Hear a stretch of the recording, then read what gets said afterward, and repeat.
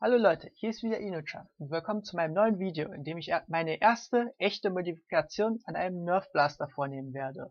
Wie der Titel des Videos dabei ja schon verrät, möchte ich eine Nerf Mega Magnus so modifizieren, dass sie eine Slamfire-Funktion hat. Warum mache ich sowas überhaupt? Nun, das Ganze hat zwei Gründe. Erstens, ich benötige den so modifizierten Blaster für eine Cosplay-Waffe, die ich in den nächsten Wochen bauen möchte. Und zweitens habe ich im Internet noch keinen anderen gefunden, der in einer Magnus eine solche Modifikation vorgenommen hat. Deswegen dachte ich, ich teile meine gewonnenen Erkenntnisse einfach mal mit euch. Also beginnen wir mal mit der Modifikation.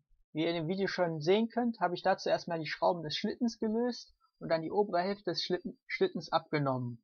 Dann habe ich die Schrauben des Gehäuses gelöst und das Gehäuse ebenfalls geöffnet. Falls ihr die Schrauben des Gehäuses schon gelöst habt, bevor ihr die obere Seite des Schlittens abgenommen habt, solltet ihr darauf achten, dass sich unter dem Schlitten eine weitere Schraube befindet, die ihr auch noch lösen müsst. Nachdem ich das Gehäuse geöffnet habe, habe ich erstmal die ganzen losen Teile zur Seite gelegt, wie zum Beispiel die Lippe, die die Darts festhält, die Feder, die die Darts nach oben drückt und die kleine Nase an der Tech-Rail. Danach habe ich dann erstmal den Lauf entfernt und die große Feder zur Seite gelegt. In diesem kleinen weißen Gehäuse, das ihr hier jetzt sehen könnt, befindet sich der ganze Trigger-Mechanismus des Blasters. Wie ihr sehen könnt, sind dort 5 Schrauben, 3 silberne und 2 schwarze. Die silbernen halten das Gehäuse geschlossen und die schwarzen sind, um das Gehäuse an dem Blaster zu befestigen. Als nächstes habe ich dann erstmal alle 5 Schrauben gelöst und habe das Gehäuse geöffnet.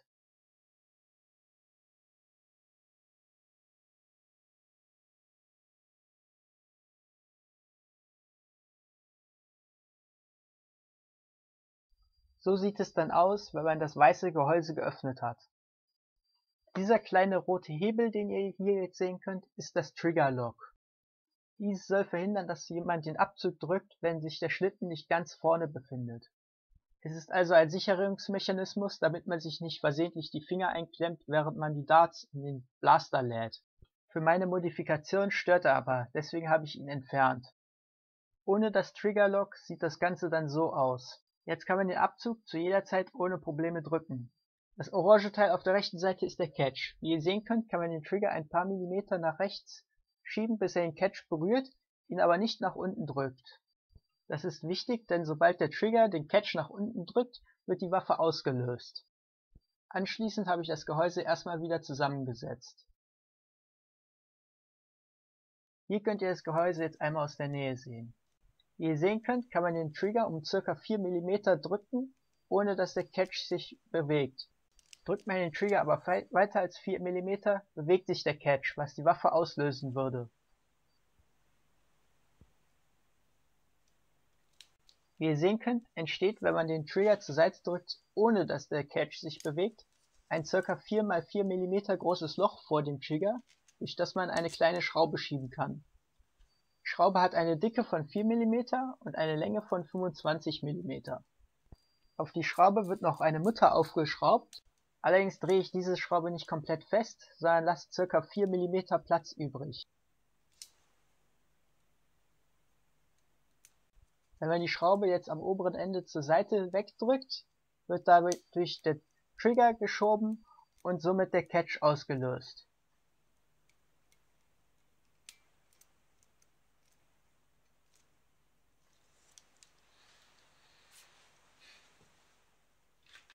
Anschließend habe ich dann das Triggergehäuse wieder in den Blaster eingeschraubt und den Lauf wieder eingesetzt, allerdings ohne die große Feder. Warum ich das mache, seht ihr gleich.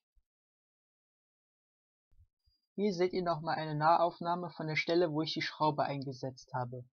Wie schon gesagt, ist es dabei wichtig, dass die Schraube ca. 4 mm unten rausschaut, damit sie genug Bewegungsspielraum hat. Die Schraube darf nicht länger als 25 mm sein, da sie sonst oben mit dem Lauf kollidiert. Sie darf aber auch nicht kürzer als 25 mm sein. Warum das so ist, erfahrt ihr ebenfalls gleich. Außerdem würde ich euch empfehlen, die Mutter an der Schraube festzukleben, ohne sie aber an dem Kunststoff festzukleben.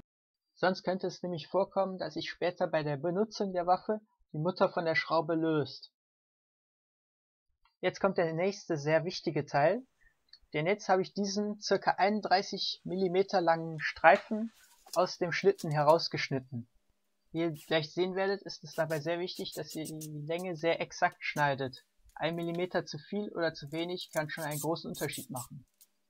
Außerdem habe ich auch noch die rote Nase abgeschnitten, die sich an dem Schlitten befindet, da diese sonst stören würde. Danach sah der Schlitten dann folgendermaßen aus. Anschließend habe ich das Teil einmal auf den Blaster aufgesetzt, um zu gucken, ob die Länge des abgeschnittenen Teils richtig war. Hier könnt ihr jetzt auch sehen, wofür ich das überhaupt gemacht habe. Die Aussparung ist, weil die Schraube da reinkommt. Wenn man den Schlitten jetzt bis ganz nach vorne schiebt, drückt er gegen die Schraube, die drückt gegen den Abzug und löst damit den Catch aus. Wenn man an dieser Stelle also ein bisschen zu viel abgeschnitten hätte, würde der Schlitten nicht richtig gegen die Schraube drücken und der Catch würde nicht ausgelöst werden. Und wenn man etwas zu wenig abgeschnitten hätte, würde der Schlitten nicht mehr ganz bis nach vorne kommen. Danach habe ich das Gehäuse dann einmal kurz aufgesetzt, damit ich gucken kann, an welcher Stelle ich eine Aussparung für den Kopf der Schraube machen muss.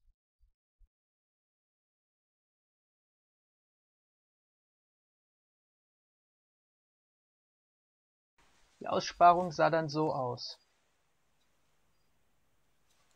Danach habe ich das Gehäuse und den Schlitten dann einmal kurz zusammengesetzt, ohne die Schrauben anzuziehen. Das habe ich dazu gemacht, um zu testen, ob der Slamfire-Mechanismus richtig funktioniert.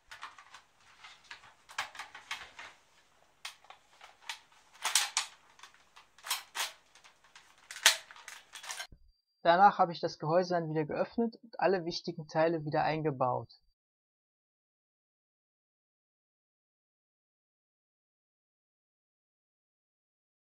Und dann habe ich den Blaster natürlich wieder zugeschraubt.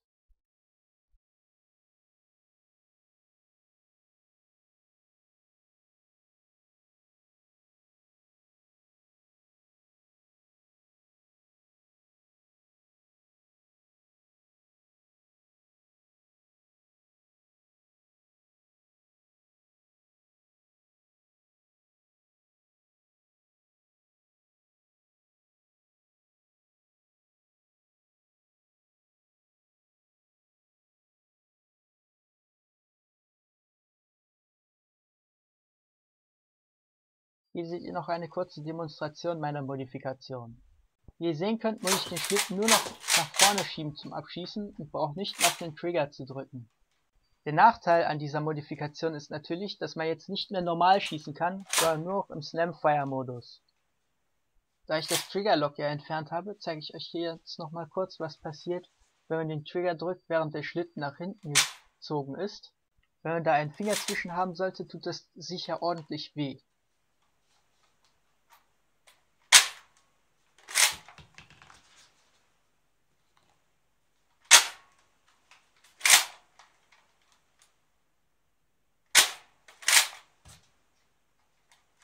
Und wie ihr hier noch sehen könnt, lässt sich auch kein Dart damit abschießen, wenn der Schlitten sich hinten befindet.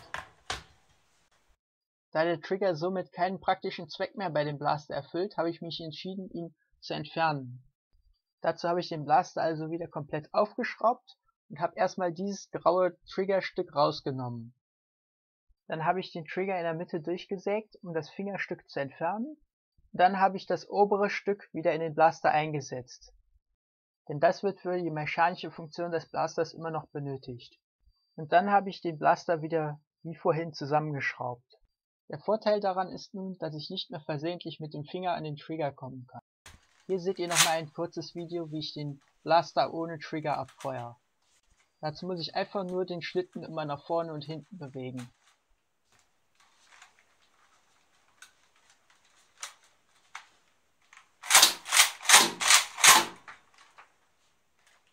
So, damit bin ich schon fertig mit meiner kleinen Slamfire-Modifikation. Und jetzt sagt ihr mir doch mal, was haltet ihr von der Modifikation, die ich da gemacht habe? Und kennt ihr vielleicht auch andere, die ähnliche Modifikationen gemacht haben? Schreibt es einfach unten in die Kommentarbox. Und sollte euch dieses Video gefallen haben, dann gebt mir doch bitte einen Daumen hoch und abonniert meinen Kanal für noch mehr Tutorials. Und damit sage ich mal wieder Danke fürs Zusehen und bis zum nächsten Mal.